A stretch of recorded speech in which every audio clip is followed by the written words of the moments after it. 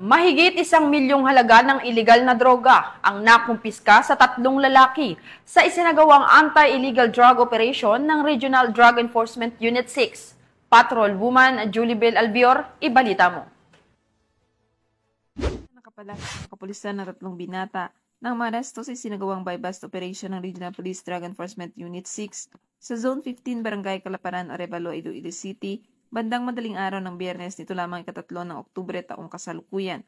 Kinilala ang mga nadakip na sina alias Miko, 22 anyos, itinuturing na main target at magkapatid na sina alias Allen, 20 anyos, at alias Carl, 18 anyos pawang mga binata at residente ng nasabing barangay.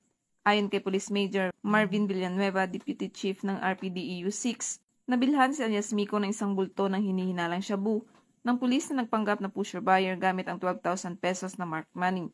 Matapos ang transaksyon, na-recover pa sa kanya ang 2 sachet at 3 jumbo size sachet ng shabu na nakalagay sa loob ng isang cellphone box sa kanyang silid. Nakuhanan din ng tig-1 sachet ng hinihinalang shabu ang magkapatid na alias Allen at alias Carl. Ayon pa kay Police Major Marvin Villanueva, 1 buwan nilang minanmanan ang aktibidad ng pangunahing suspect bago nilunsad ang operasyon. Lumalabas din sa investigasyon na posibleng ginagamit bilang drug den ang bahay ng pangunahing target kung saan umano iniiwan ng isang kaibigang nakilala lamang sa alias na Dave mula sa Zone 12 Calaparan ang supply ng illegal na droga.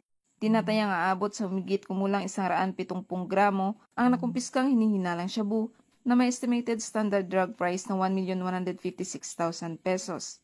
Kasalukuyang nasa kustodiya na ng Iloilo City Police Station 6 ang 3 suspect at naharap sa kasong paglabag sa Republic Act 9165 o ang Comprehensive Dangerous Drugs Act of 2002. Ang matagumpay na operasyon na ito ay patunay ng masusing trabaho at dedikasyon ng Iloilo PNP sa paglaban sa iligal na droga para sa mas ligtas na bagong Pilipinas.